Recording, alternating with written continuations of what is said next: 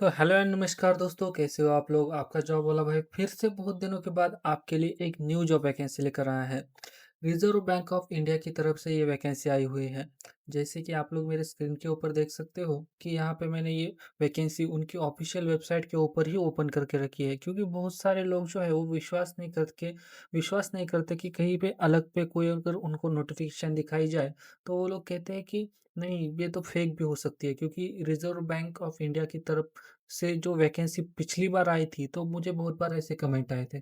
इसलिए आज डायरेक्ट मैं आपको उनकी ऑफ़िशियल वेबसाइट के ऊपर ही दिखा रहा हूँ। चाहे तो मैं आपको पेज रीलोड करके भी दिखा देता हूँ, आप यहाँ पर देख सकते हैं।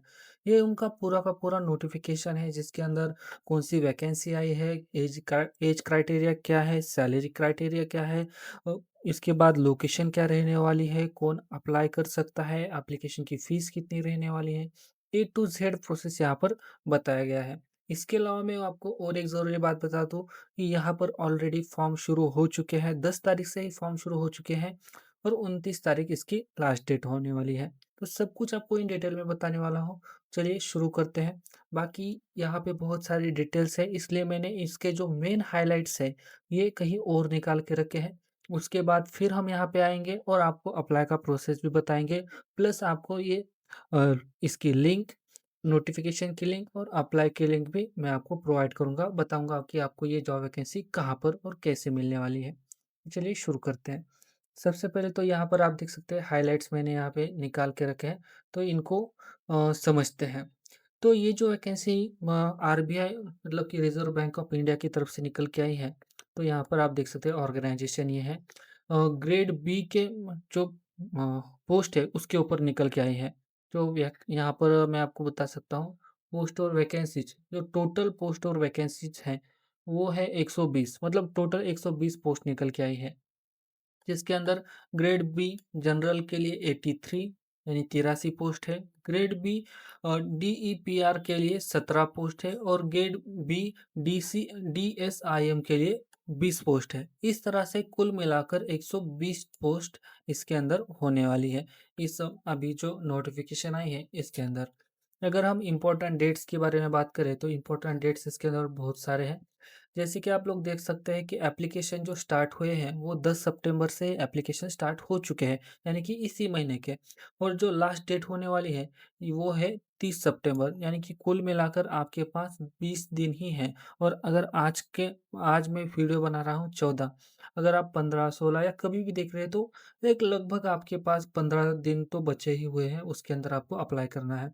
अप्लाई करने के बाद जब आप करते हो तो उसके बाद आपका जो एग्ज़ाम होगा तो वो एग्ज़ाम कुछ फ़ेजेस में होगा। तो जो फ़ेज़ 1 एग्ज़ाम है जनरल जॉब के लिए, वो होगा 18 अक्टूबर 2025 को। जो फ़ेज़ 2 एग्ज़ाम है जनरल जो पोस्ट है उसके लिए ही, वो होगा अ, 6 दिसंबर को। फ़ेज़ 1 डीईपीआर और डीएसआईएम पोस्ट है उसके लिए 19 अक्टूबर को उनका एग्ज़ाम होने वाला है। और फ़ेज़ 2 जो डीईपीआर और डीएसआईएम का जो पोस्ट है उसके लिए 7 दिसंबर को उनका एग्ज़ाम होगा।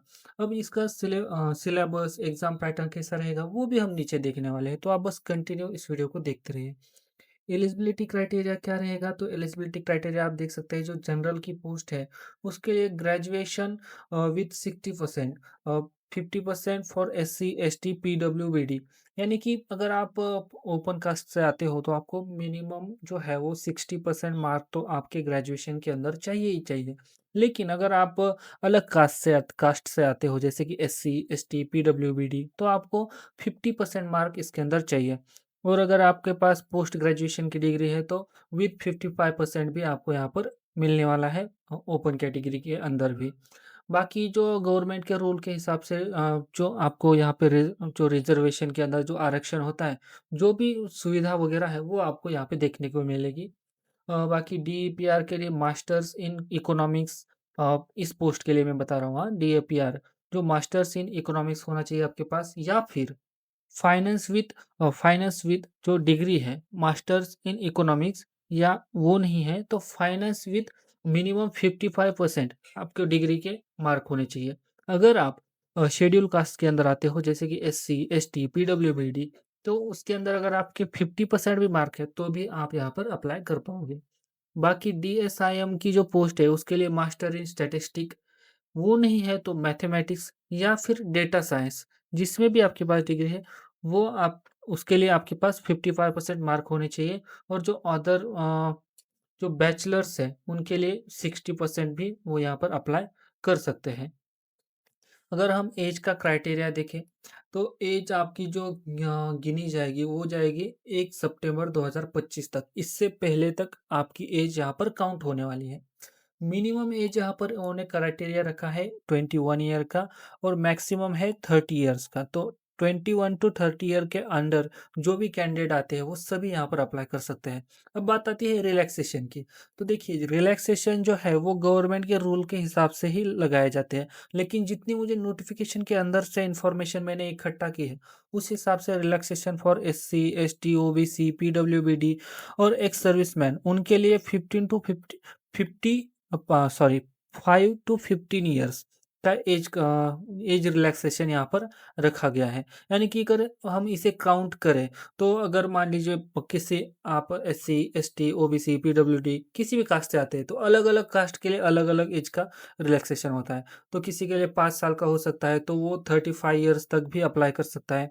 अगर किसी कास्ट के लिए 15 ईयर्स का रखा गया, तो वो मतलब 45 ईयर 45 ईयर तक भी अप्लाई कर सकता है। तो ये आपको नोटिफिकेशन के अंदर मिल जाएगा, जो कि मैं आपको लास्ट में बताने वाला हूँ कि नोटिफिकेशन आपको कहाँ पे मिलने वाली है। सैलरी यहाँ पर बहुत बढ़िया है। सैलरी के बारे में अगर हम देखें, तो बेसिक पे जो है वो रखा गया है 78,000, यहाँ पर 78,450 रुपीज़ पर मंथ हिसाब से आपका बेसिक पे रहेगा।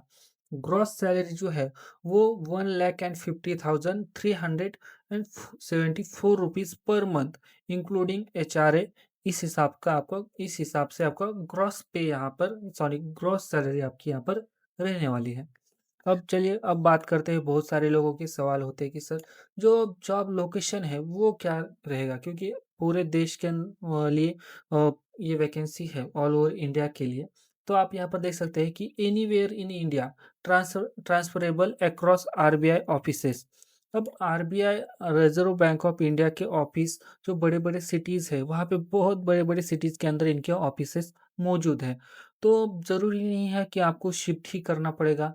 आप अप्लाई कीजिए, अगर आपका सिलेक्शन हो जाता है तो हो सकता है, मतलब वो मैं फिक्स बता नहीं सकता, लेकिन शुरुआती दिनों में आपको शिफ्ट करना पड़े।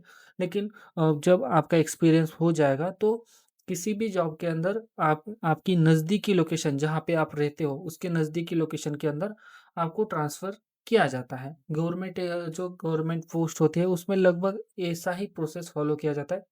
फिर भी आप अ, एक बार नोटिफिकेशन के ज़रिए कंफर्म कर सकते हैं। अब बात आते हैं सिलेक्शन प्रोसेस के बारे में। तो देखिए, फेज़ 1 आपका एग्ज़ाम होगा, फेज़ 2 के अंदर एग्ज़ाम फेज़ 1 और फेज़ 2 इस तरीके से आपके 2 एग्ज़ाम होंगे। प्लस अगर इन दोनों को आप पार कर जाते हो तो थर्ड में आपका इंटरव्यू यहाँ पे लिया जाएगा। इसके बाद अगर हम बात करें, तो एग्ज़ाम पैटर्न मैंने यहाँ पे निकाल के रखा है। एग्ज़ाम पैटर्न कुछ इस तरह से होगा कि फेज़ 1 के अंदर ऑनलाइन ऑब्जेक्टिव टाइप आपके क्वेश्चन होंगे, जिसके अंदर जनरल ये तीनों पोस्ट के लिए अलग-अलग लेकिन सामान्य स्ट्रीम में फेज़ 1 में 4 सेक्शन होंगे। इंग्लिश, क्वांटिटेटिव एप्टीट्यूड, रीज़निंग और जनरल अवेयरनेस, इस तरह से होंगे। कुल प्रश्न जो है यानी कुल क्वेश्चन जो है वो 200 क्वेश्चंस होंगे और हर एक क्वेश्चन का 1 मार्क्स रहेगा, यानी कि 200 मार्क्स रहेंगे। समय 120 मिनट का यानी 2 घंटे का समय होगा 200 क्वेश्चन के लिए। नेगेटिव मार्किंग दोस्तों यहाँ पर ज़रूर लागू होने वाली है। नेगेटिव मार्किंग है, हर गलत जवाब पर आपको 0.25 की नेगेटिव मार्क यहाँ पर आपको दिए जाएँगे। तो नेगेटिव मार्किंग है, इसको भी आप ध्यान में ज़रूर रख लेना। अब फेज़ 2 का जो यहाँ पर जो सिलेबस वगैरह है, वो कुछ इस तरह से होगा कि written, online, mix mix of objective plus descriptive, इस तरह से होगा। जनरल स्ट्रीम में फेज़ 2 का पैटर्न 3 पेपर्स का है, जिसके अंदर इकोनॉमिक्स एंड सोशल इश्यूज़, जिसके अंदर maximum marks objective plus descriptive के लिए होंगे।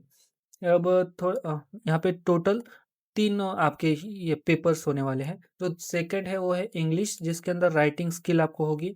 इसके अंदर ऐसे और बाकी की चीज़ें आपको राइट करनी है। और जो थर्ड पेपर है वो है फाइनेंस एंड मैनेजमेंट का, जिसका है ऑब्जेक्टिव एंड डिस्क्रिप्टिव। इस तरह से आपकी राइटिंग होगी। कुल मार्क्स इसके अंदर 300 मतलब कुल मार्क्स 300 है, तीनों पेपर का मिलाकर क्वेश्चन प्लस मार्क्स, जो 300 मार्क का ये पेपर होने वाले हैं, 3 पेपर। अगर हम समय की बात करें तो 270 मिनट का ये जो है, ये कुल 3 पेपर आपके रहने वाले हैं। शायद ये सभी पेपर्स मिलकर लगभग 270 मिनट, हाँ, 270 मिनट के आपके रहने वाले हैं, ऑब्जेक्टिव प्लस डिस्क्रिप्टिव के मिलाकर। अगर हम इंटरव्यू के बारे में बात करें तो फेज़ 2 के बाद इंटरव्यू होगा, और इसके जो मार्क्स है फेज़ 2 प्लस इंटरव्यू मिलकर अंतिम मेरिट लिस्ट बनेगी। मतलब फेज़ 1 के यहाँ पर मार्क्स बिल्कुल ऐड नहीं किए जाएँगे।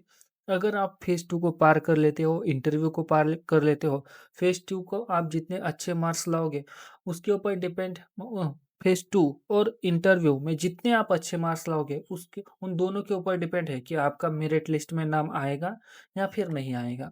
अब चलिए बात कर लेते हैं कि एप्लीकेशन की फ़ीस क्या रहने वाली है। जनरल, ओबीसी और ईडब्ल्यूएस के लिए 850 प्लस जीएसटी रहेगी। एससी, एसटी, पीडब्ल्यूबीटी के लिए 100 रुपये प्लस जीएसटी रहेगी। और जो आरबीआई के स्टाफ है, जो कि मान लीजिए कोई निचले पोस्ट के ऊपर है और वो ऊपर की पोस्ट के लिए अप्लाई करना चाहता है, लेकिन वो एलिजिबल है ये ऊपर की पोस्ट के लिए और वो अप्लाई करना चाहता है, तो उसके लिए कोई भी फीस नहीं रहेगी। तो कुछ इस तरह से इनका फीस का जो है वो क्राइटेरिया रहने वाला है। अब इतना ही है जो मैंने हाइलाइट्स रखी थी। बाकी अगर हम डायरेक्टली इनके वेबसाइट के ऊपर चले जाएँ, तो यहाँ पे बहुत सारी जानकारी आपको देखने को मिलेगी। एकदम जो डिटेल है, पूरा डिटेल में आपको यहाँ पर जानकारी मिलेगी। तो देखिए, आपको सबसे पहले क्या करना है, रिज़र्व बैंक ऑफ इंडिया के वेबसाइट के ऊपर यहाँ पर आना है। जब आप यहाँ पर आते हो तो आपको यहाँ पर एक लिंक मिलती है। मैं आपको बताता हूँ कि वो आपको लिंक कहाँ पर मिलेगी। तो दोस्तों, आप यहाँ पर देख सकते हैं कि आपको लिंक कहाँ पर मिलेगी, मैं आपको बता देता हूँ। जब आप आरबीआई की वेबसाइट के ऊपर आते हो, जैसे कि यहाँ पर आपने होम के ऊपर क्लिक कर दिया, यहाँ पर किसी भी चाहे पेज के ऊपर आप हो, तो सबसे फुटर में आपको चले जाना है। आरबीआई की वेबसाइट पर आप गूगल के ऊपर बस आरबीआई टाइप कर देना, RBI.org.in के ऊपर ही आपको जाना है, किसी और अलग साइट पे ऊपर नहीं जाना है। फिर से दोहराता हूँ, RBI.org स्क्रीन के ऊपर दिख भी रहा होगा।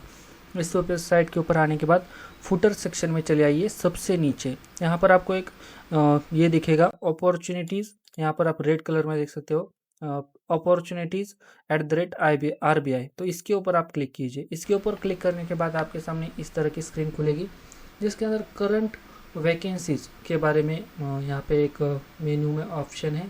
इसके ऊपर क्लिक करने के बाद वैकेंसी का एक ऑप्शन आता है, उसके ऊपर क्लिक कीजिए।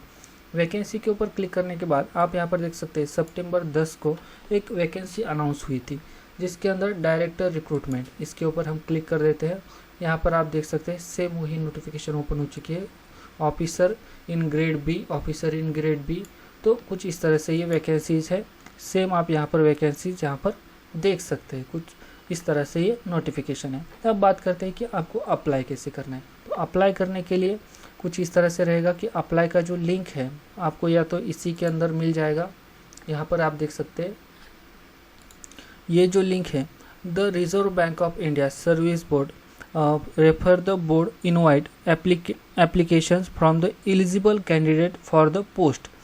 तो यह जो एप्लीकेशन का जो ये ब्लू कलर में दिख रहा है, यही लिंक है एप्लीकेशन का, और जहाँ पे आपको अप्लाई करना है, तो इसी के ऊपर आप क्लिक कर दीजिए। इसी के ऊपर क्लिक करने के बाद यहाँ पर आप देख सकते हैं 10 तारीख से शुरू हो चुके हैं, 30 तारीख को ख़त्म होने वाले हैं। सीधा आप यहाँ पर, अगर जाहिर सी बात है कि न्यू यूज़र हो गए, अगर न्यू आपने पहले भी कहीं IBPS वेबसाइट के थ्रू बैंकिंग जॉब जो है वो सभी IBPS के थ्रू होती है, तो अगर कभी अप्लाई किया था तो login for already registered candidate के ज़रिए कीजिए, नहीं तो क्लिक हियर फॉर रजिस्ट्रेशन के ऊपर क्लिक करके आप आगे बढ़ सकते हैं।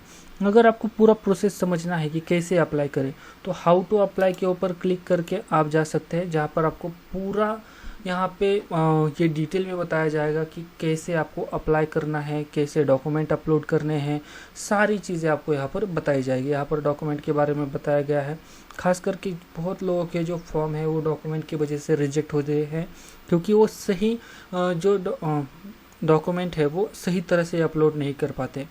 तो वो भी आप यहाँ पर दे सकते हैं। बाकी अप्लाई के लिए click here for new registration के ऊपर क्लिक कीजिए, बेसिक इन्फॉर्मेशन फिल कीजिए, फ़ोटो सिग्नेचर अपलोड कीजिए, बाद में अपनी डिटेल्स एंटर कीजिए। आपको आपने जितना भी डिटेल एंटर किया है, फ़ोटो अपलोड किया है, वो सारी डिटेल आपको एक प्रीव्यू दिख जाएगा। लास्ट में आपको डॉक्यूमेंट अपलोड करने पड़ेंगे, और जो भी मैंने आपको फ़ीस का बताई थी अलग अलग कास्ट के लिए, वो फ़ीस का पेमेंट करके आप यहाँ पर अप्लाई कर सकते हैं। जब अप्लाई करेंगे तो अगले महीने के अक्टूबर महीने में जो फर्स्ट जो आपको ये है सॉरी 17-18 जो भी फेज़ 1 एग्ज़ाम है उसका आपको ईमेल या इनके थ्रू कॉल, जो भी इनका प्रोसेस रहेगा उसके थ्रू आपको बताया जाएगा। जहाँ पे कोई ऑनलाइन रहेगा, ऑफलाइन रहेगा, तो वो आपको कंप्लीट करना है। तो कुछ इस तरह से जॉब वैकेंसी है, जाइए अप्लाई कीजिए। कहीं पर दिक्कत आती है तो आप मुझे कमेंट में बता सकते हैं। तो दोस्तों ये थी वैकेंसी कुछ इस तरह से। अगर वीडियो पसंद आया हो तो वीडियो को लाइक और चैनल को सब्सक्राइब कीजिए।